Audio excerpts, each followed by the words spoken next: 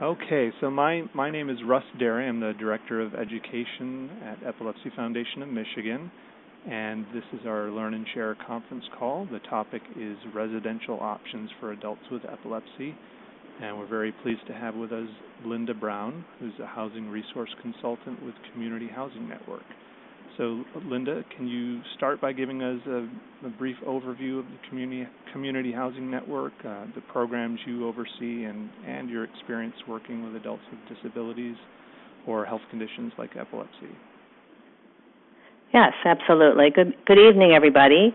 So Community Housing Network is a nonprofit housing agency that is located in Southeast Michigan, and we were created about 14 years ago by our community mental health here in Oakland County, but we've gone on to do much, much more than was originally anticipated. So we have many different, pretty much everything housing we do, everything from homelessness prevention and rapidly rehousing people to providing other housing assistance and developing housing, affordable housing, community education and referral, and advocacy on housing issues, particularly for people with disabilities.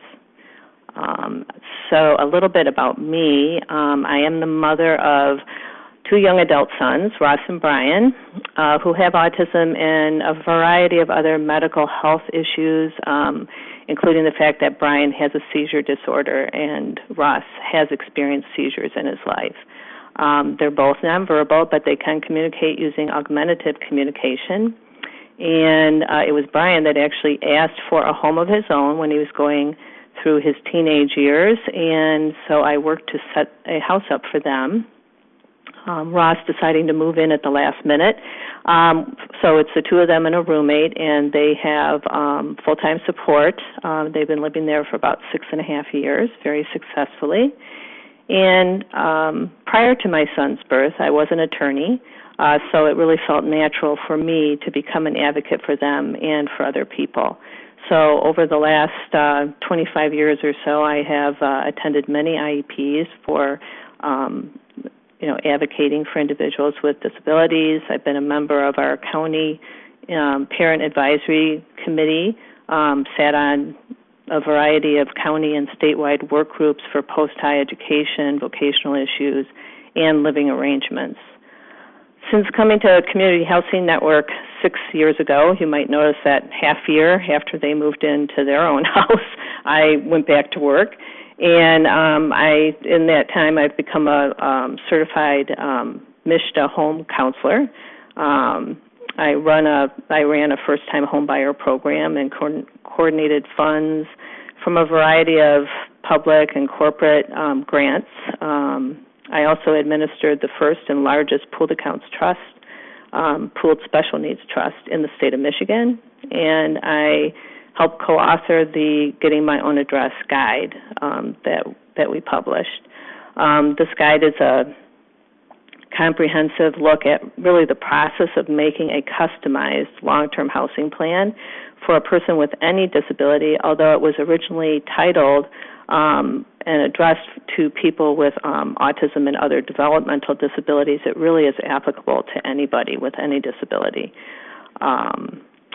So in that guide, we break the process of long-term housing planning down into many small steps, trying to use pretty straightforward, easily understood language, which those of us parents who have to deal with all the acronyms that are out there in education and other areas, it's not any different in this one, but we try to help make it easier to understand and really demystify that process and make it a lot less scary than it can often be for families to do that.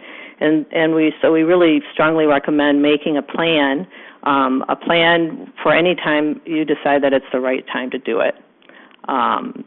Since we launched the Getting My Own Address program in late 2011, I've presented our 2-hour overview presentation around Michigan and at some national conferences. And I also run a support group, a housing support group that meets monthly to help families to connect with each other and also to navigate creating and implementing their long-term housing plans.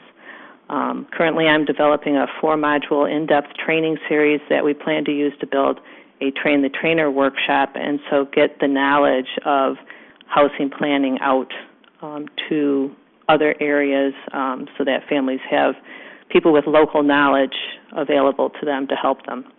And as Russ mentioned, I did put together a resource guide for you. So I won't spend time giving you the sites or websites to different resources, but you will have that information.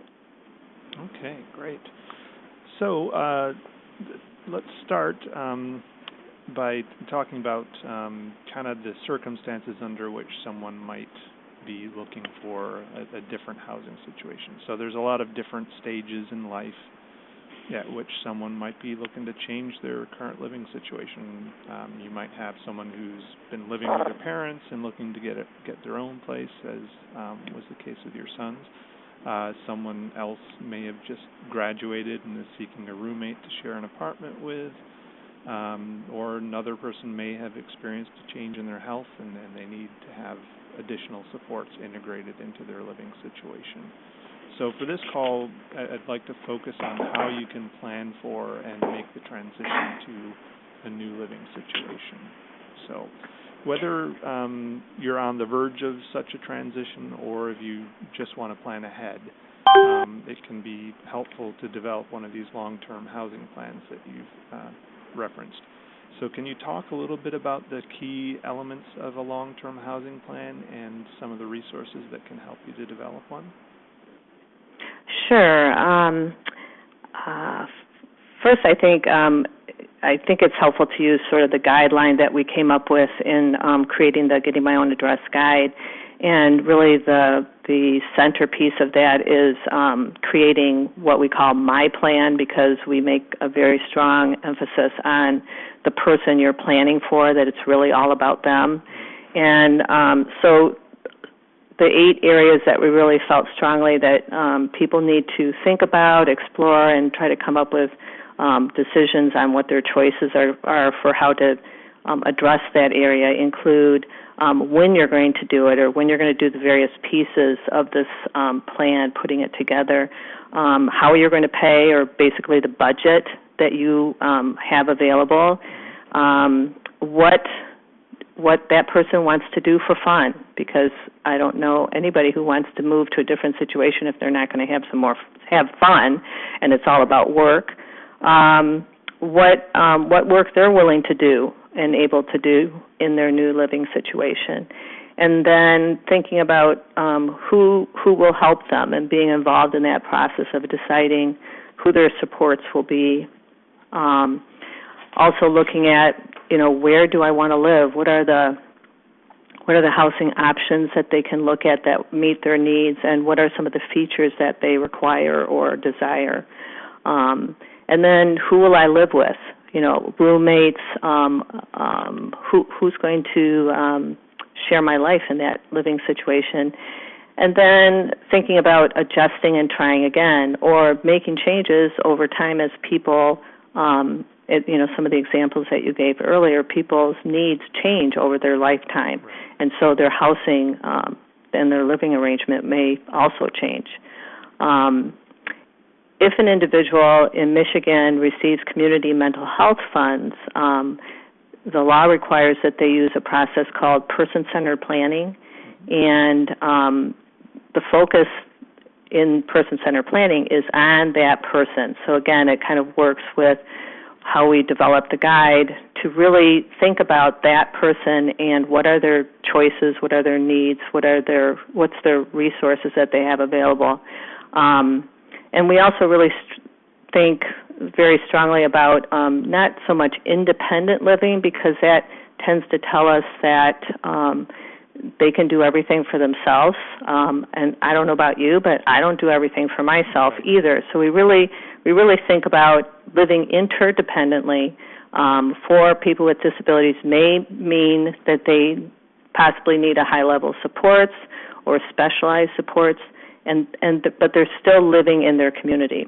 I just want to mention, too, that if you don't receive community mental health funds, using person-centered planning as a process for developing a long-term housing plan is also a really great idea. And I gave some resources to information to understand that process. Oh, great. Okay.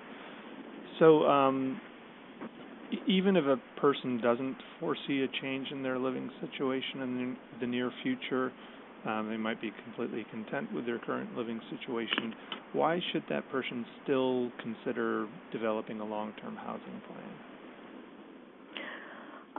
I really feel strongly. I guess I started thinking about what was going to happen with my sons when they were quite young, only because I have no other children, and at that time everybody thought, well, they'll live with their sibling.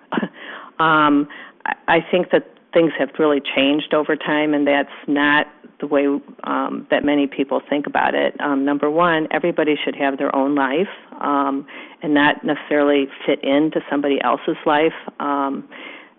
But this is a very complicated process. It takes time to plan and make decisions and put things into place. And if most people, the things that they need and want, and the roommates, for instance, that they might want to find, it takes time to put those pieces together. And having to respond to an emergency situation, you're almost guaranteed that very few of those things that you really want are going to be available, readily available at the time that you need it. So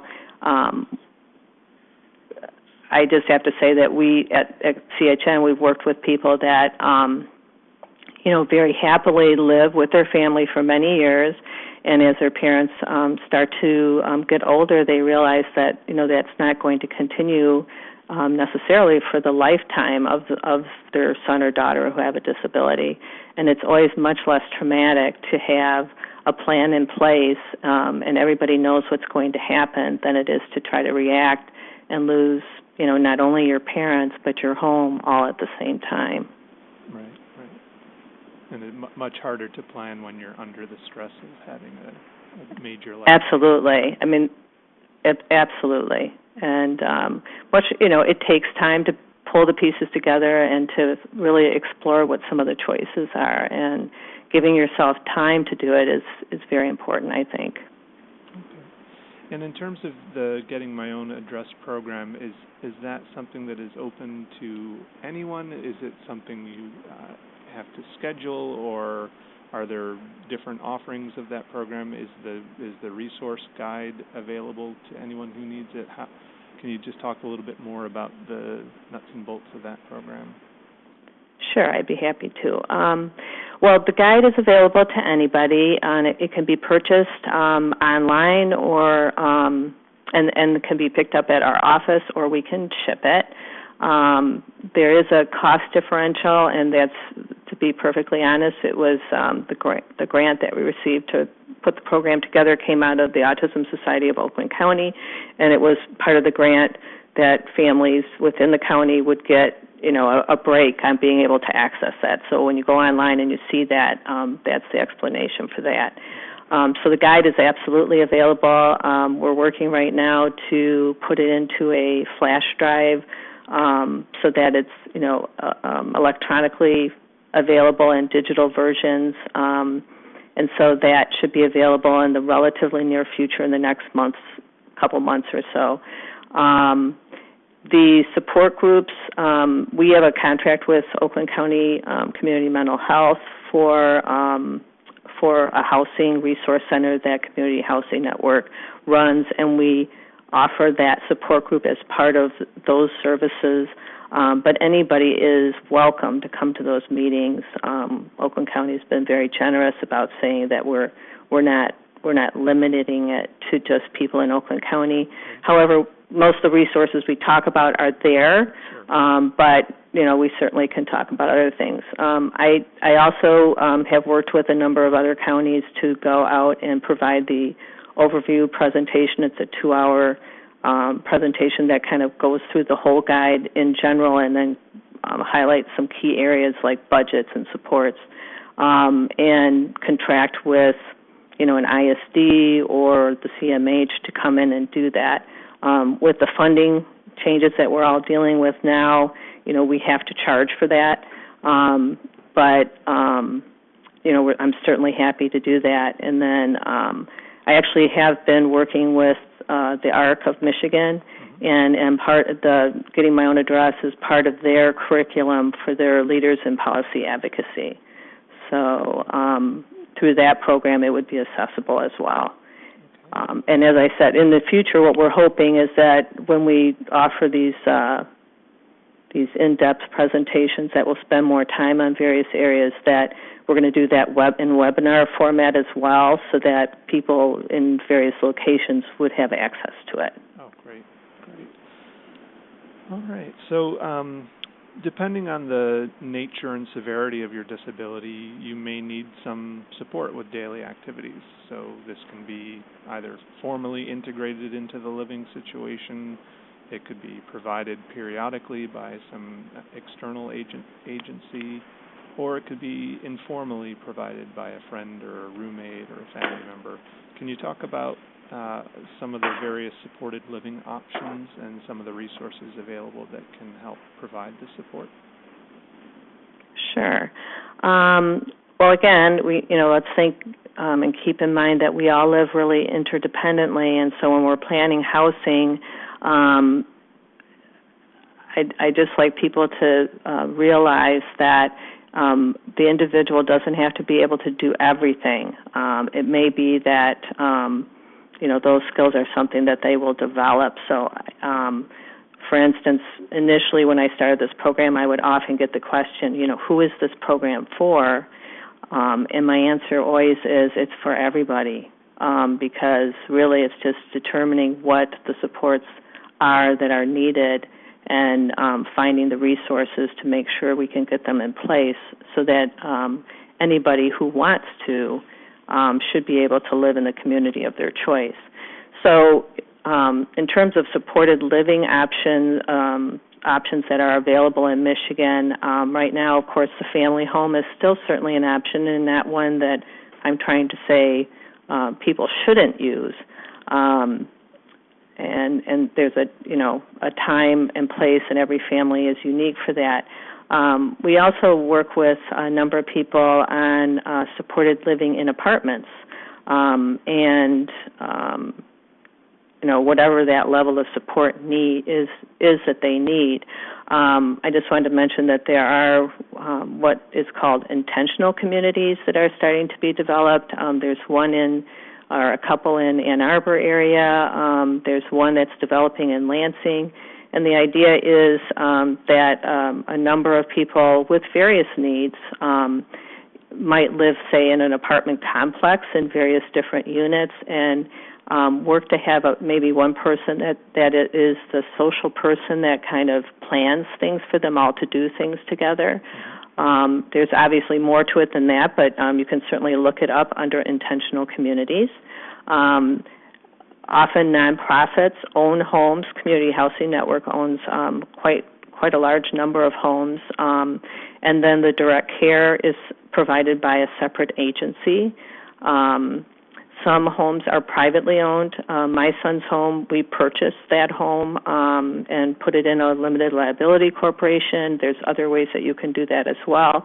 And then through Community Mental Health, their direct care supports are provided for. And then, of course, what many people think of when they think of the first option or whatever when they are going to go live in a community are licensed group homes that are owned by the direct care provider or owned by a service provider, and then there's direct care support offered there. And so in various communities around the state, there may be different models, different versions of this. In the Oakland County area, we have, Angel's Place and JARC, who are happy to mentor other people in other communities about putting together an agency that has a number of homes that they work together to support. I know that we had talked a little bit about, I suppose there's also the options of assisted living and nursing homes depending on your level of need and what might work best for you. But certainly the other supported living options that I mentioned are becoming more and more supported as a way to keep people in the community as opposed to taking people out of the community. And disability networks, which is one of the resources I did share, and they are also kind of synonymous with Centers for Independent Living that are all over the state. They are actually transitioning people from nursing homes back into the community. In terms of resources to help you find housing, I listed a number of those on the resource guide, but just kind of briefly, to help you find rental apartments or homes throughout the state, you can use the Michigan Housing Locator. It allows you to set the parameters that you are interested in, so you can choose your area, you can choose the rental rate, whether you can have pets or not, how many bedrooms, and also if you have a Section 8 voucher or a subsidized or looking for a subsidized apartment where part of the rent would be paid by a federal subsidy, you can also screen for those things. There are also housing assessment and resource agencies throughout the state. I've given you a link to that, and these are really centralized intake and housing assessment agencies that will help you to find housing in your community. They'll also work with people who have experienced homelessness to make sure that they connect to a shelter and then rehouse them as quickly as possible. Then there's the United Way sponsored 211 resource. It's confidential. It's a free service. They offer many, many different resources, very well-trained people, and that's really available throughout the United States and can be very helpful from everything from housing and utilities, health care, and in-home help and food, other things like that. Your local CMHs can also help. Again, if you're somebody that you think that you might be able to qualify for community mental health services. And I think it's kind of, my boys came from, and we came from Wisconsin, and when I heard community mental health, I was thinking, well, that's only for people who need help with mental health issues. But in Michigan, it's really used much broader. And so it's services for people who maybe have physical disabilities, who have developmental disabilities, and mental health issues. So I have a link also to help you find your local community mental health office and find out how you could go through getting screened to see if you can get services. And then finally, local housing nonprofits are available, such as Community Housing Network in our community. And there's community action agencies that often help with some of the things that we do. And again, I have a listing on the resource guide for that. Okay. Now, you mentioned when you were setting up your son's house, doing an LLC. What's the, if it doesn't take too long to describe, what's the significance of that? The reason that we chose to set the house up in an LLC is that Brian actually had just developed his seizure disorder. At the time, he was talking about trying to have his own place. So we were concerned. We almost lost him twice, the first two seizures. And so our other son at that time did not want to move. And so we decided that an LLC allowed us to still own the property so that we could dispose of it if Brian was never able to live there and his brother didn't want to live there. But the other important thing was it gave us a shield, a liability shield for our personal and family assets so that the people living in the home and working in the home would not be able to reach those assets. Since we have two kids with disabilities, we're very cognizant of making sure that we will have as many resources as we can available to them. And, of course, we carry a universal insurance policy that would help cover anything that we would need to cover for liability purposes. So that was the reason we did that. But there, you can also do it in a special needs trust. There's a lot of benefits to that. We're actually in the process of looking at whether we're going to switch over and put the house in the trust now. Okay. Yeah. Okay. So in terms of some of the common support services that people with epilepsy may need, often many people with epilepsy don't need the types of supports that may be funded through the I forget, is it the adult services or chore services? Mm-hmm. But there's like things like activities of daily living, things like bathing and toileting and dressing. A lot of times people with epilepsy may not need support with that, but they may need support with things like just transportation or responding to seizures or organization or managing finances, socialization, just checking to make sure they took their medications, that type of thing. So not 24-hour care, but periodic assistance. Are there agencies that provide or that can help you access those types of supports? There are. I guess the first thing that I would suggest is to develop natural supports, because those are your supports that are always going to be there for you. And natural supports, defining those as really those are people who are going to help you because they like you, they care for you, they're not looking for you to pay for their services.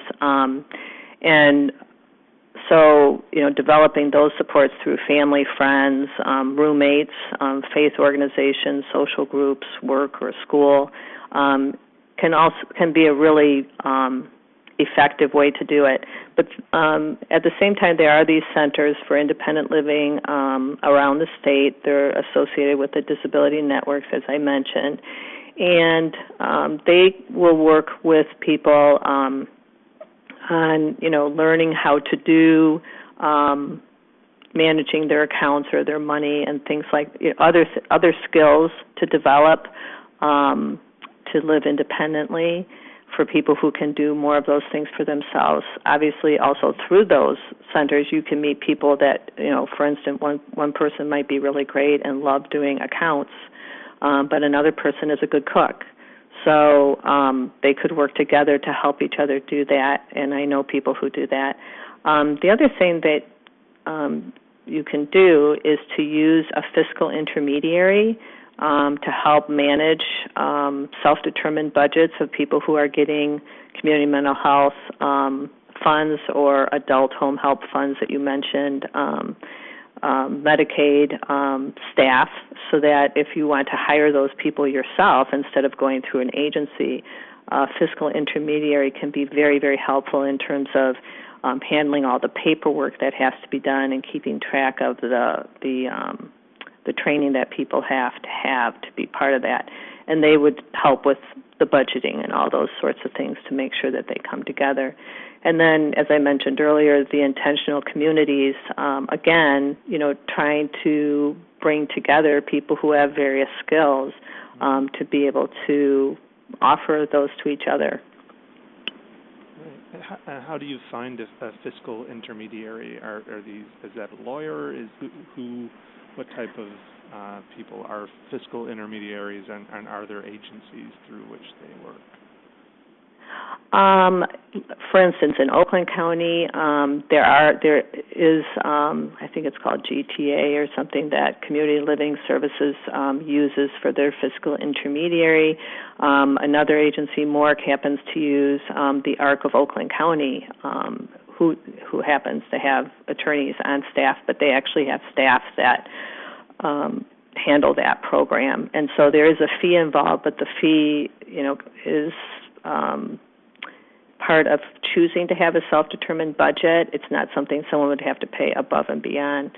So I would suggest in other areas to ask service providers who who might offer that service, and talk to people who have community mental health funds, because you might be able to contract with those same agencies again to offer those services to you, even if you don't have CMH funds.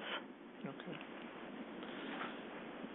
And what about people with epilepsy who may be capable of managing their lives independently and don't really have any cognitive challenges, but who have frequent and severe seizures or other ongoing needs for physical support? What types of options are there available for that in terms of just safety and responding to seizures, as opposed to supports that are designed more at managing your life and that kind of thing? Okay. Well, again, I would mention the natural supports. If you have a roommate that might be able to be there for you during some hours of the day, for instance, in the evenings, and that is not their particular need, or maybe they don't have any particular need from you, but I know several people that have that situation. That was certainly something I thought about for my older son. He had a care worker that was interested in living with him, and so, for part of the day he would offer his assistance to Ross, but for the other parts that Ross needed, we would get elsewhere. It's also possible, I would believe, to use long-term disability insurance to cover a home health aid for when you would need it. If you're somebody that qualifies for supplemental security income, SSI, Medicaid in Michigan comes along with receiving that. And so there are some different services that would be covered under Medicaid to help. There's even some technology that is covered. I'm not an expert in Medicaid, but I have seen some information about that, and so that certainly would be something to look into. It's absolutely a bigger challenge, I think, but it's certainly, there are ways to deal with it. I think that the biggest thing you can do is try to connect with other people. Many of the people that we had in the trust that I was administering had a similar kind of situation, and so their faith communities were very strong in helping them and being there for them when they needed assistance. Right. Okay. So for single adults with epilepsy, finding another roommate with or without a disability is often a good way to share housing costs and then provide mutual support. Can you talk more about Community Housing Network's roommate database and any other approaches to finding a roommate? And then also, if there are any potential, or kind of review what some of the potential benefits and risks are of having a roommate.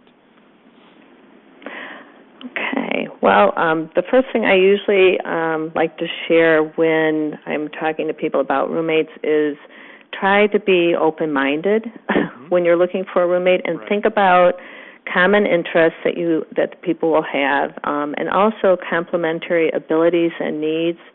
So as I mentioned, one person may love cooking, the other one might like to clean, maybe one can drive, but the other one is more social. Some of the most successful roommate combinations I've met, and people really, that's what happens. I mean, they might have some things that they both really enjoy doing together, and then they share those other skills that they have with each other. So in my son's situation, when I first started looking for roommates for Brian, because Ross wasn't planning on moving, I had in my mind that it would be someone around his age. And when we eventually found their roommate, he ended up being fairly significantly older than Ross and Brian, but he has so many other interests that are similar to them, and he's very young at heart, that it's been a very successful roommate combination. And so I always try to caution people against, saying, oh, well, they're too old. The other thing is I hear a lot from people will say they don't want to live with someone who's nonverbal, and yet they might have other ways to communicate and other things that they enjoy doing together. So in terms of things that are positives about having a roommate, of course, you can share the costs of rent, utilities, food if you have the same food, and, of course, the time in cooking the food, transportation costs, and you can share supports as well. So oftentimes what we'll try to do is put people together, combinations of people who each person might be able to have 8 hours of support staff a day, and you want to be able to have 24 hours, for instance, in a situation where someone has seizures, so you have somebody in the house 24 hours, but you don't necessarily need one-on-one all that time. Right. So if you have 3 people who have 8 hours of supports, you would have enough funds to have a person in the house 24 hours, if that's how you wanted to use that funding. And so that's something to think about as well. It really helps to make independent living or interdependent living much more affordable. You can also share chores. You can share, of course, companionship and leisure time. We really recommend planning activities and time to get to know each other prior to becoming roommates, interview each other. The Getting My Own Address Guide actually has a 12-page interview for roommates where we tried to think of anything and everything that we had ever heard might have been an issue with somebody to have people talk about ahead of time and think about. We also really recommend a written roommate agreement where it states each person's responsibilities, their obligations in terms of taking care of the house and paying rent, among other things. And then really thinking about what you want your house rules to be ahead of time as much as possible so that everybody knows what the expectations are going in. If you're in a situation, for instance, where you're leasing an apartment, one of the things to kind of think about is the fact that most leases will have a joint and several clause, and that means that the tenants are all obligated to not only pay their own rent, but if one of the roommates, decides to leave or can't pay their rent, they would have to pay the whole rent. Right. And so if that's something you don't want, it's certainly something you can talk to the landlord about, having each roommate have their own lease, or having a responsible family member be a second on a lease, so that you have more protection. The roommate database that we have is for Oakland and Macomb counties. Certainly in the future I could see, it being expanded. It is accessed via our website, and I have that information on the resource paper that I gave you. Other ways to find roommates. When I was looking for a roommate for Brian, I just told anybody and everybody that Brian was getting his own house and he was looking for some people to live with him, some friends to live with him. And, we talked to people, who were active at our church. We talked to other people that were involved in the same recreational or social activities he was involved with, people that he knew from school, and just general networking. I was very involved with a lot of different organizations, and so, again, just putting the word out there that I was looking for somebody, and that was how we found the person. Sure, and you never know where you're going to find that right person. You really don't. So, don't. Again, have an open mind and spread the word to anyone who you know, so that makes a lot of sense. Yeah, and I will say that that's probably the hardest thing, is to find the roommates that's going to work for you. So we have people that have gone out and purchased houses and said, okay, now I need some roommates. And so we always recommend kind of working on that as you're going before you kind of jump ahead of yourself to be committed to a mortgage or to a lease. Right. So, speaking of mortgages and leases, paying for housing is obviously another important consideration. So, can you provide an overview of some of the available local, state, and federal resources that can help people to either find affordable housing or can help to actually pay for it? Sure. Well, first place to start, I would say, if you can, is if you are employed and you have wages or salary from that. If you aren't, or if you are working part-time, to look at the possibility of receiving SSI from Social Security, supplemental security income. You have to have a disability to be able to do that. It's really a means program to help people who might not have the income to pay for housing and food. I mean, that's really the purpose of that program. There's also under Social Security Social Security disability insurance.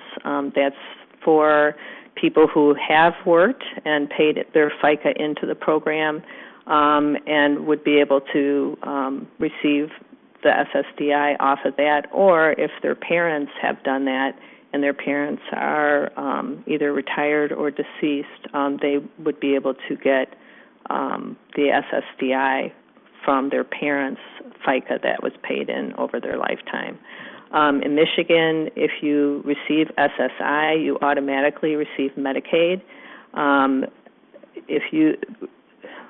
I have a friend who says that Medicaid is the best insurance that you can't buy, and that is definitely one way to think about it. In the place that we are right now with funding for community mental health funds, if you don't have Medicaid, you don't get community mental health funds, basically, in most, as far as I know, in most, if not all, counties in Michigan at the moment.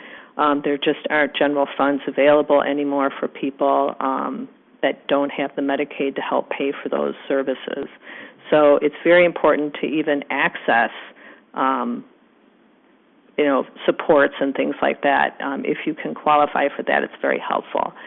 We talked a little bit earlier about adult home help care. That's a benefit, a public benefit that's available through the Department of Human Services.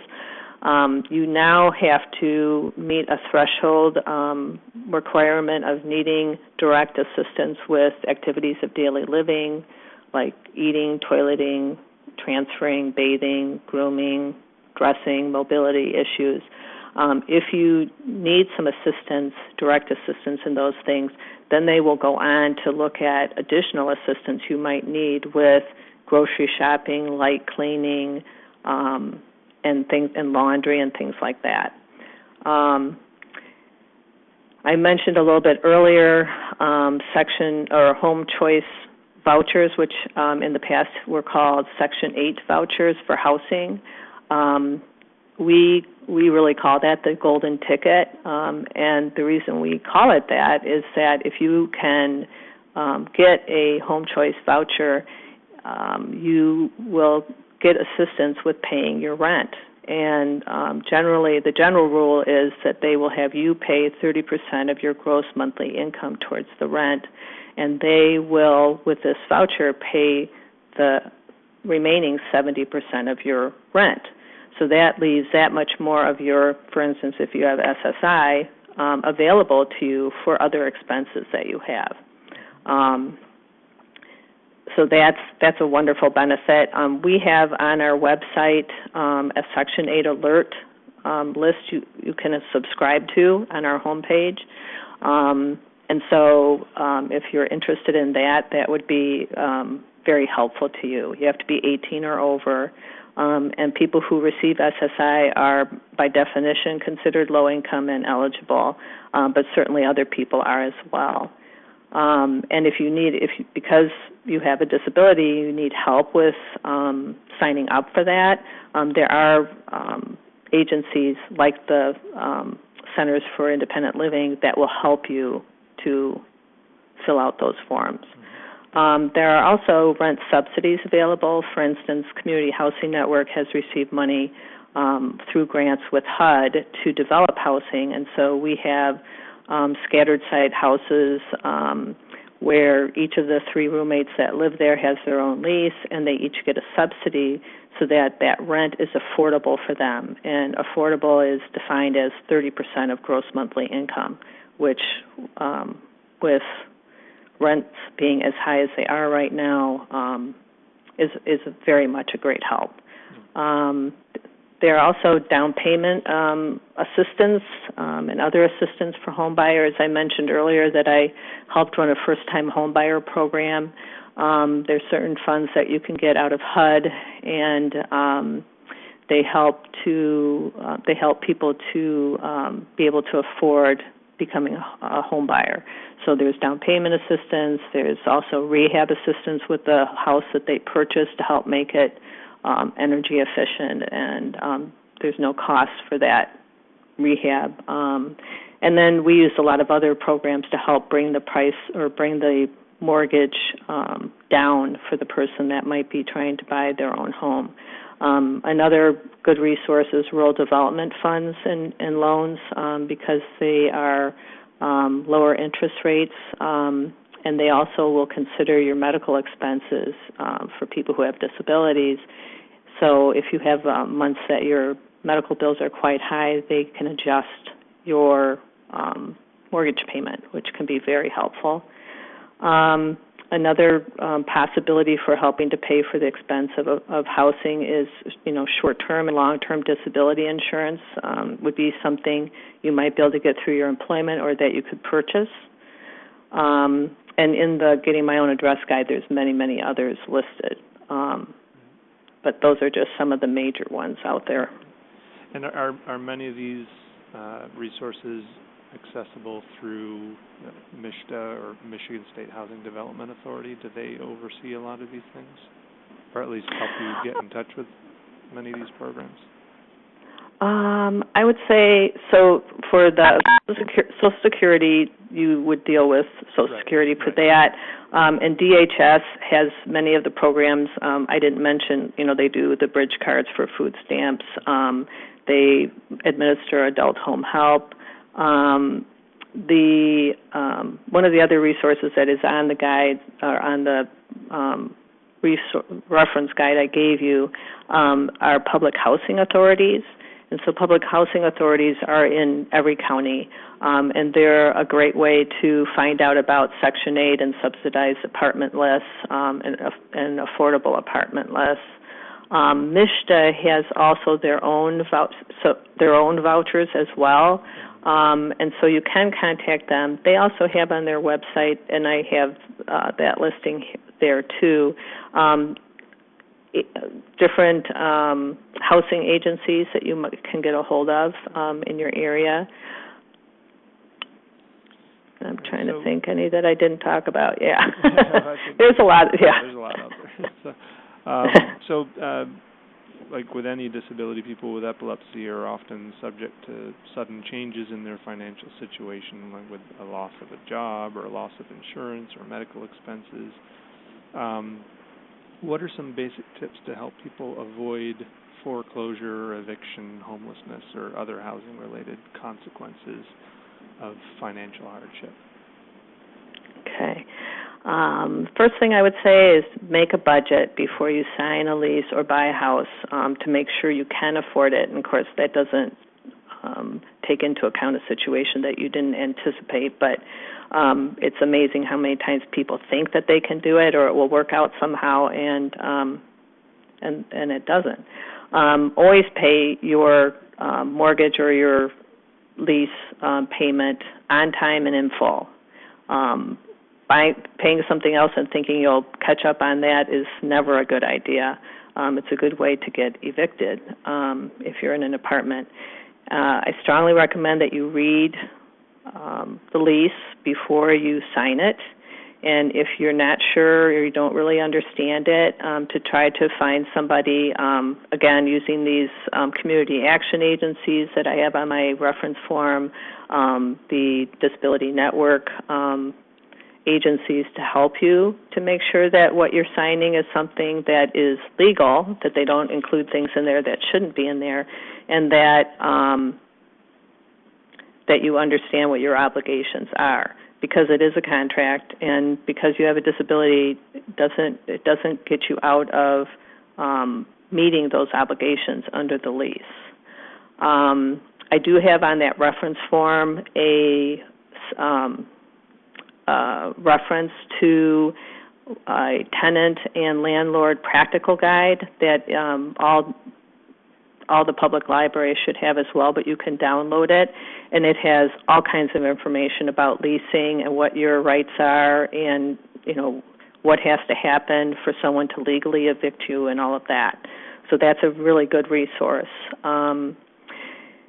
In terms of if you anticipate that you're going to have a problem, I think it's a really good idea to contact your landlord, contact your lender, the loss mitigation department, not the collections department, because it's going to get you going a whole different direction. But if you have a problem, try to work it out with them ahead of time, and sometimes they'll let you make a partial payment or work out a plan. It's certainly always better to communicate and work through it as opposed to ignoring the problem. A terrific resource is contacting a MSHDA counseling agency as soon as possible if you're having some issues, particularly with mortgages. That service is free.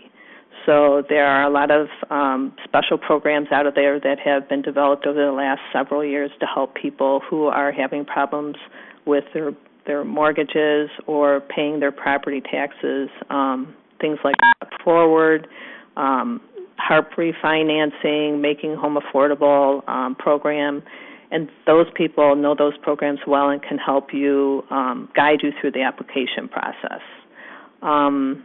Finally, I guess I would say for people who are in mortgage situations where you're having a hard time, really be careful about rescue scams. Don't give money to someone who says that they can prevent a foreclosure or help you get a loan modification.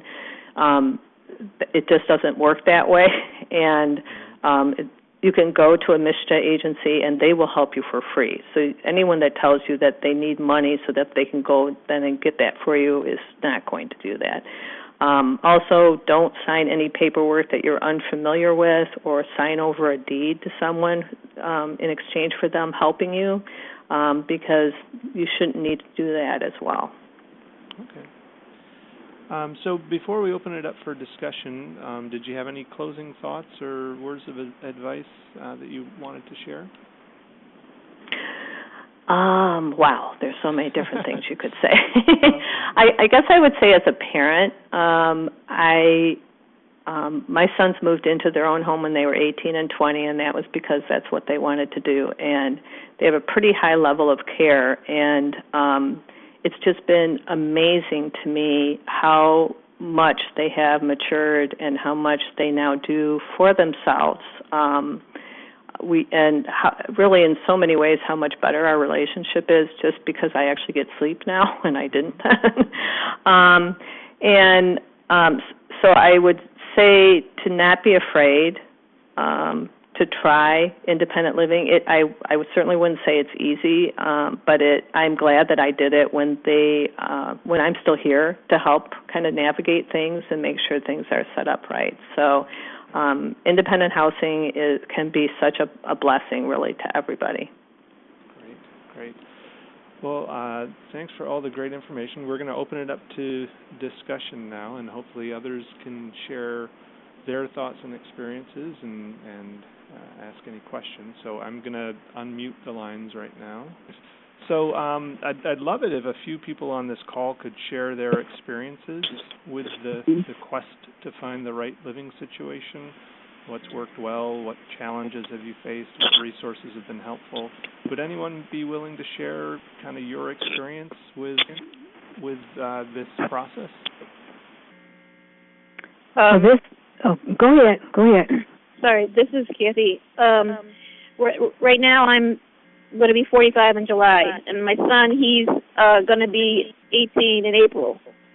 The problem on my end is he wants to go off to college, and I'm scared because I have this house by myself, but my main problem or issue with me is when I get so stressful, that's when I was starting to have my seizures again.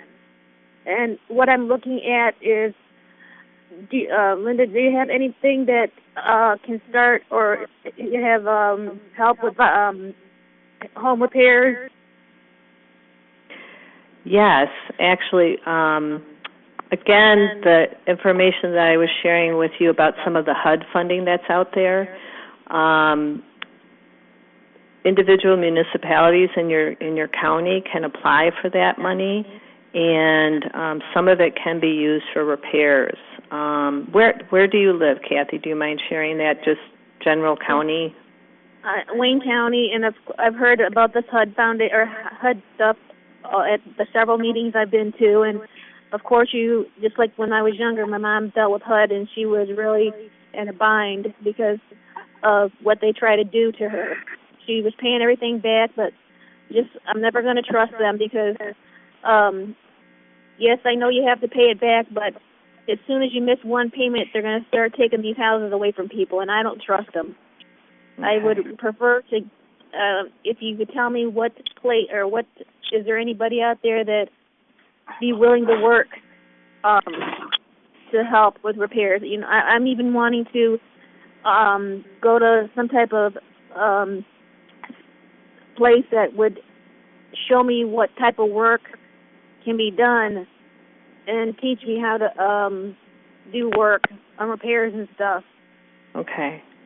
I know that I'm not positive that these people work in Wayne County as well, but there are some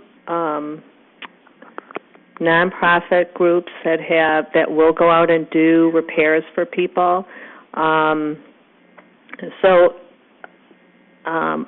this is for anybody. I will give you. I think you have on some things that I gave you, but just in case you don't, my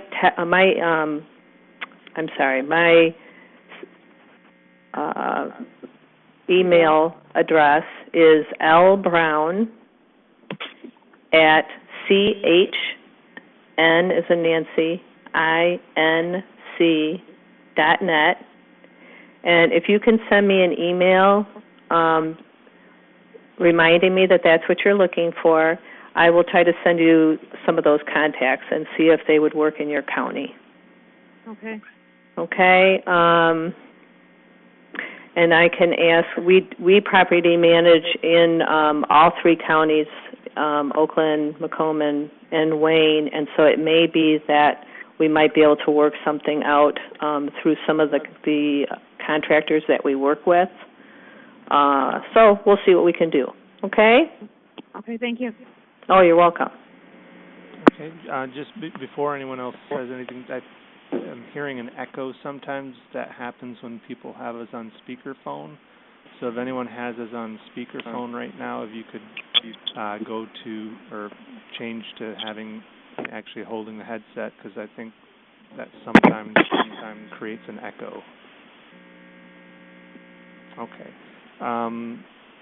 So does anyone else have want to share kind of their experience or something that they've learned along the way in terms of trying to find independent housing or something that you struggled with?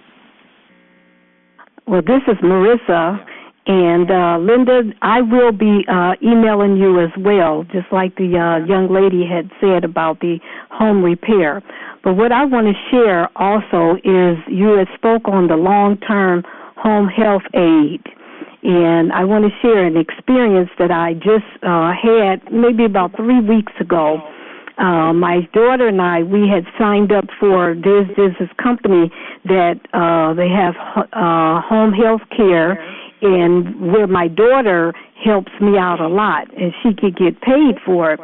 So a couple of weeks ago, a nurse came out, and I shared everything with her, and I let her know my restrictions and stuff, and which is pretty much, I handle a lot of things myself, but so far as transportation and so far as bathing, now I have one of those old-fashioned tubs that you have to step up and get into, and my daughter helps me out a lot.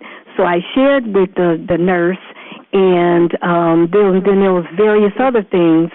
And I just received a letter stating that I don't qualify. And as I had shared that, I need my daughter to help me with the bathing, the transportation, and a few other things, well, quite a few things. And it was stated that I don't qualify. Okay. So I hadn't had a chance to, I just got the letter today, and I hadn't had a chance to call the people and ask, well, what happened? Mm-hmm. So I just wanted to share that. I don't know if, I walk pretty good. Sometimes I walk a little slow, but I walk pretty good. And my daughter, she does cook a lot of the meals, and I feed my own self, but I didn't know how come I didn't qualify. So I am going to call and find out. So I just wanted to share that. Yeah, so can Linda, can you talk a little bit more about adult home help? Yeah, and how those determinations are made, and I guess what to do when someone is found no longer to be eligible. Okay. So, as I mentioned earlier, you have to meet now. It was not the case a few years ago, but now you need to meet a threshold of care need, and it has to be direct assistance as opposed to supervision of doing something. So, having to be fed, having to be actually bathed, needing help to get dressed. In other words, not being able to do it yourself, toileting assistance, and being able to move from one place to another, more for people that would have, might be in a wheelchair and need help transferring from a bed into a wheelchair. I don't know. Certainly you can appeal that, but think in terms of, it's a hard thing to do when they come out because they ask you a lot of questions, and you need to think about all the things that your daughter has to help you with. What I'm hearing from what you were saying is it used to be that having help with cooking and getting groceries, they won't do transportation. That's not part of that particular benefit. Those things you only get if you first qualify for the threshold. Oh, okay. So depending on the level of need that you help, for instance, with bathing, it may not have been enough for them to qualify you for the other help that you needed. Okay. So think in terms of, and so if you email me, I can send you some more information, more detailed information about home help, and maybe that will help you kind of think through if there are other things that you can tell them that you need assistance with, because it often is hard to think of everything. Okay. Okay. Well, thank you. Thank you. And one thing she mentioned was having a family member provide services, and I, at some point, at least, we used to be able to get funding for family caregivers who provide assistance. Is that still available, or has that changed? Can you talk a little? No, that's still available. That is still available. That would not have been an issue. Okay, and is that should still be fine. Program through Adult Home Health? Yes. Okay, but it still needs to be with those activities of daily life. You still need to meet those. Yes. Okay. Yes, and I know a lot of people that had it and they lost it, like they needed help with housekeeping and things like that, and so that's been really tough on a lot of people. Right. Okay. Yeah, go ahead. Yes, this is Rafael Munoz. I'll give you a short overview. I have a brother who lives with my parents out in California. They live in a retirement community, and they're getting old, so we're going to bring them back to Michigan. So we're at the beginning stages of trying to find a home for him, and so he has seizures. He has it it could be once, twice a week. Grand mal. I think he's going to be going through an operation here soon.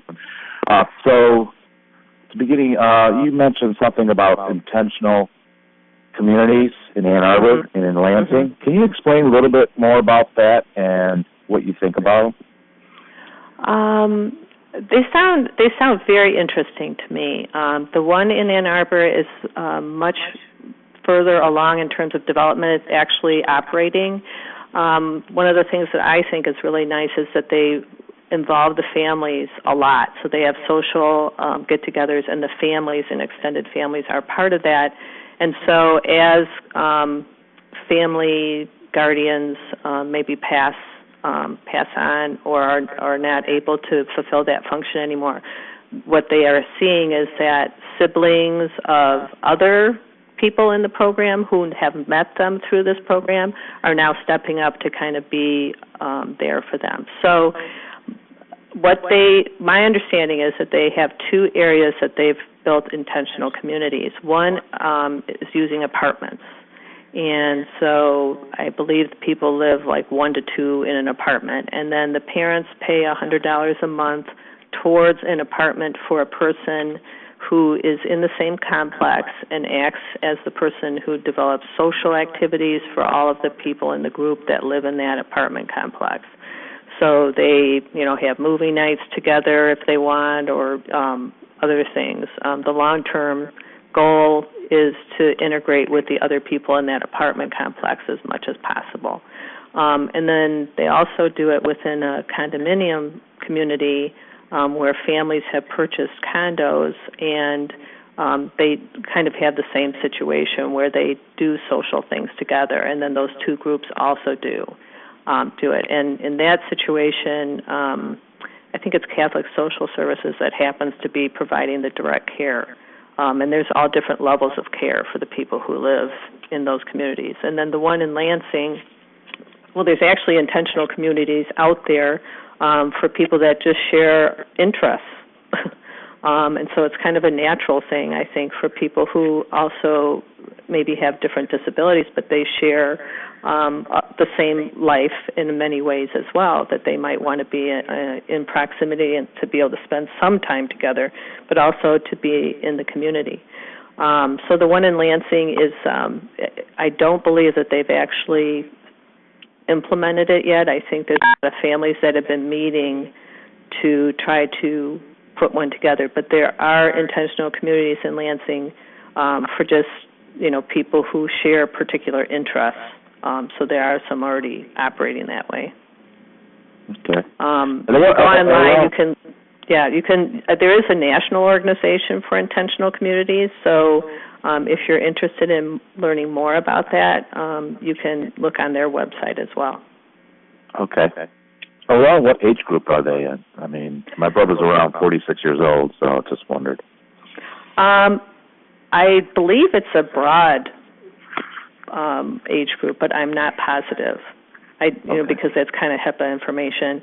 So I didn't ask that particular question, but I don't think it sounded to me it's been in place for a while, and it doesn't sound like it's, older or younger. It's varied. Right. And what do you think about the intentional communities? I like the idea of it. To be honest, I could see my older son living in a situation like that. In the back of my mind, I really never thought my kids would want to live together. So it's kind of surprised they chose to do that. Right. I have one that is very loud. He has a vocal tic, and one who has a hearing sensitivity, so he has to wear noise-canceling headphones all the time. So I kind of thought they might want to get away from each other, but it's wonderful that they want to be there for each other. Right. But I always, perfect for them.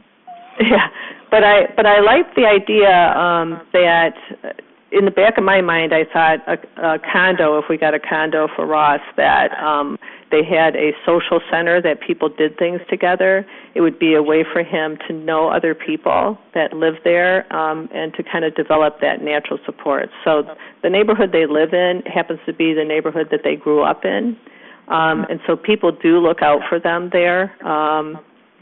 And I get calls from people saying their staff is wonderful and they treat them wonderful, or if they see something they're not quite so sure about, they call me about that. So there's a lot of good things, I think, about being in a community.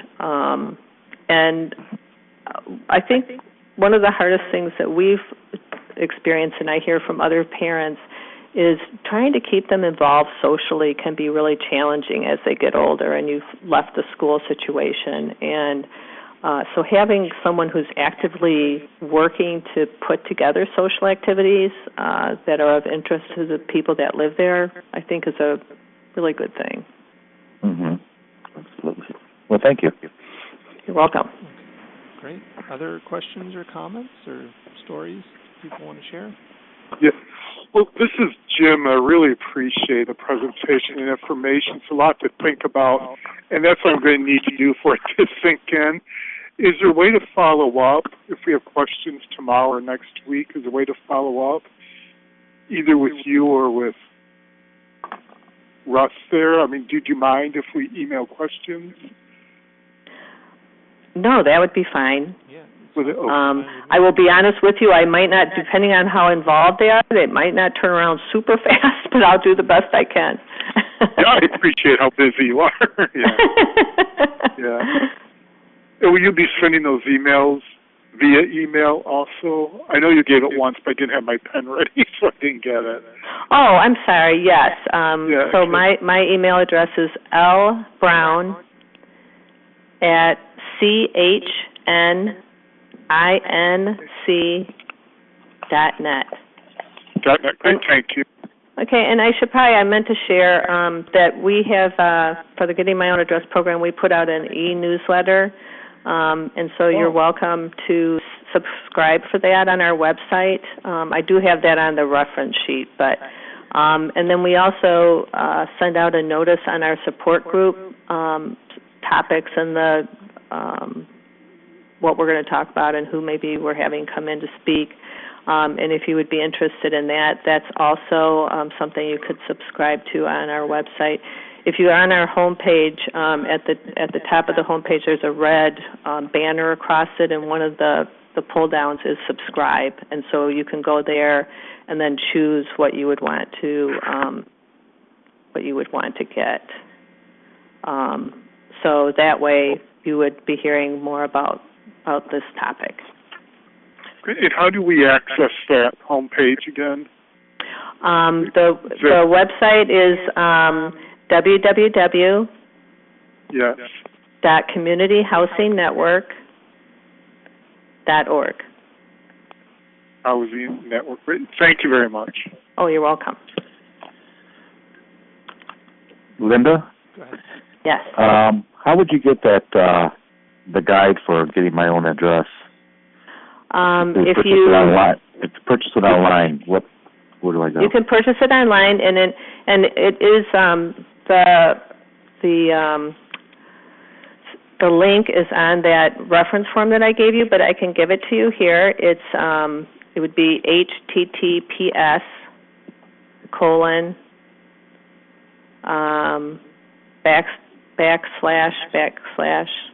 then www.communityghousing.network.org, and then /GMOA. Okay. Would anyone else be willing to share a little bit about your experiences or your living situation that you currently have, or what you'd like to get to, or questions about how to do that? I'm hoping we can. Hi, this is Jan. Sorry, this is Jan, and I just wanted to share just an experience related to the kind of roommate thing. My sister has epilepsy, and she does live in an apartment on her own. But what we did, instead of actually getting a roommate, we have a couple of cousins who have Asperger's, and they are living in that same apartment building. So all three of them, who all need some care in different ways, are living together, or, in each of their own separate apartments, so they have their own living space and can feel independent, but they watch out for each other and check in on each other and kind of hang out through the day. And They live right downtown, and we're actually in Genesee County, so they're in Davison, so they can, kind of get out and walk downtown on their own. Or cannot go anywhere by herself, so that has worked for us too. So, if the availability is there with the funding or what have you, that they can have individual apartment or housing, that's another way that we've been able to work through that so that they can kind of share and help each other out, but yet they each have their own individual space in their own individual apartment. That's great. That sounds like very much like a mini intentional community, really. Mm-hmm. Absolutely. Well, thanks for sharing.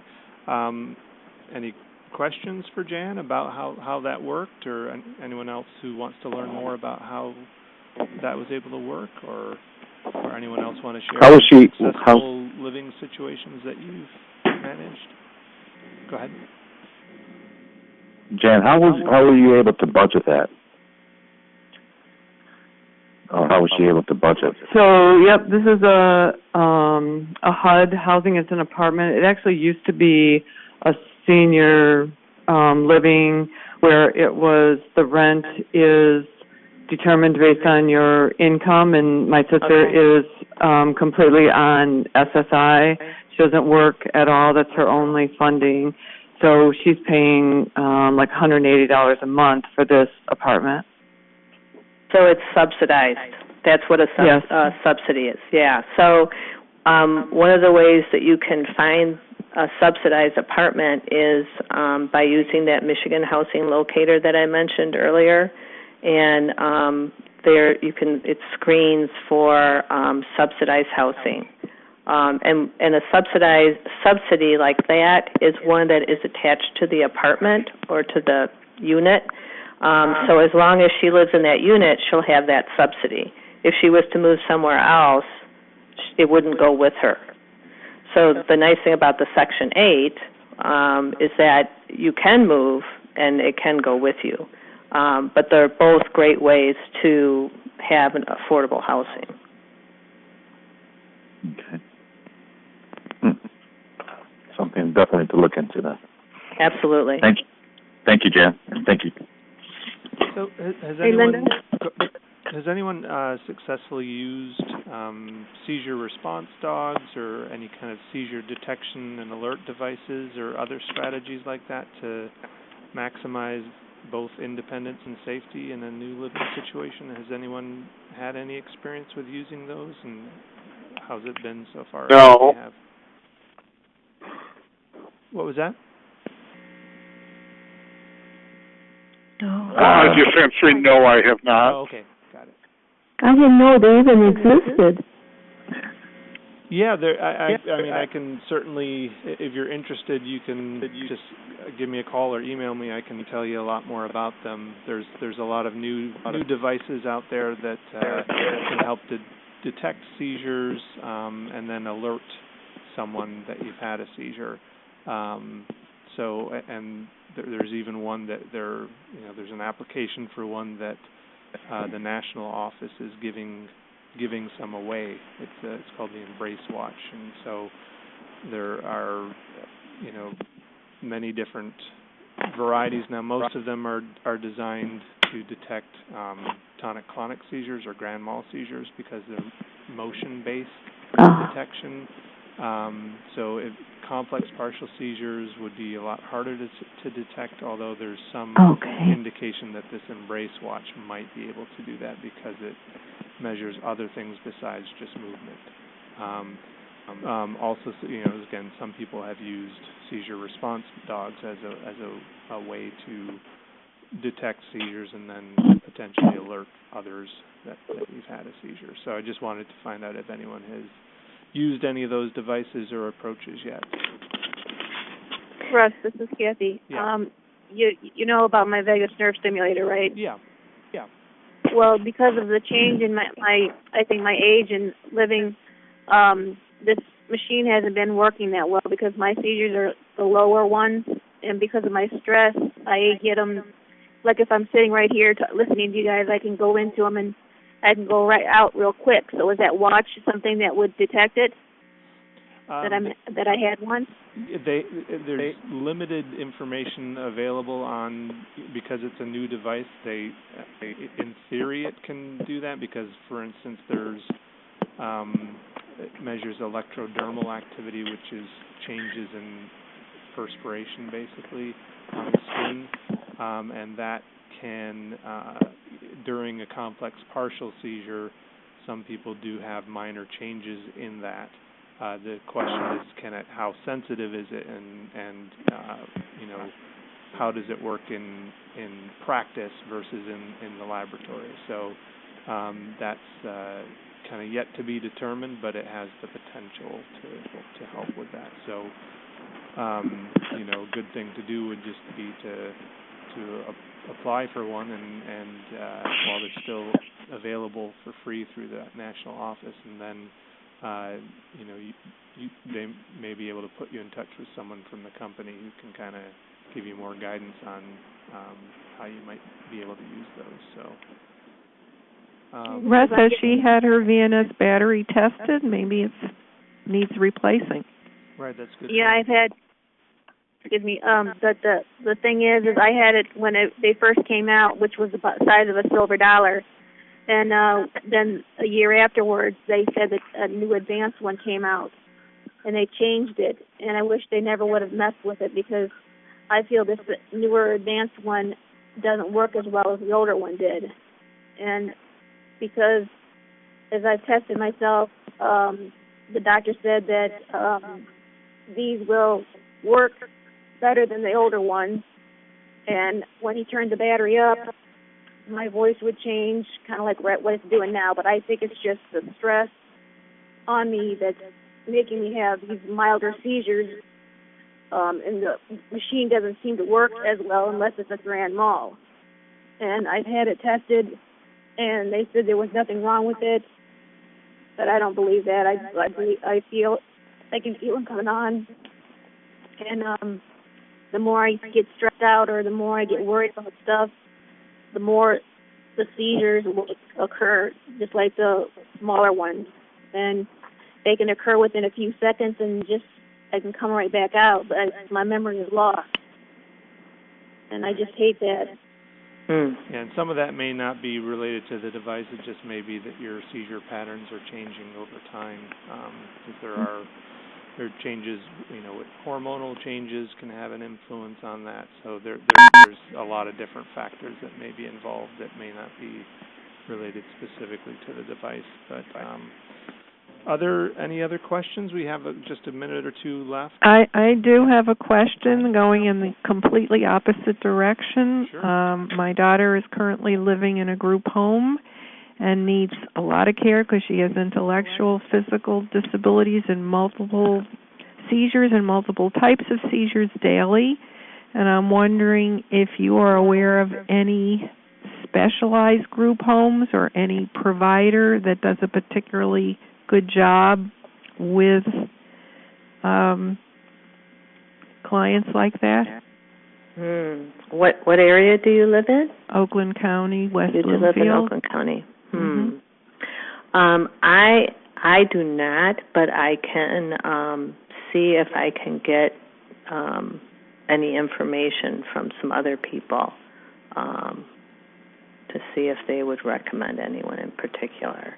Okay, I don't know. I really haven't asked Mork. I don't know if they have any specialized. They did have a specialized home, but not necessarily for seizures. Right.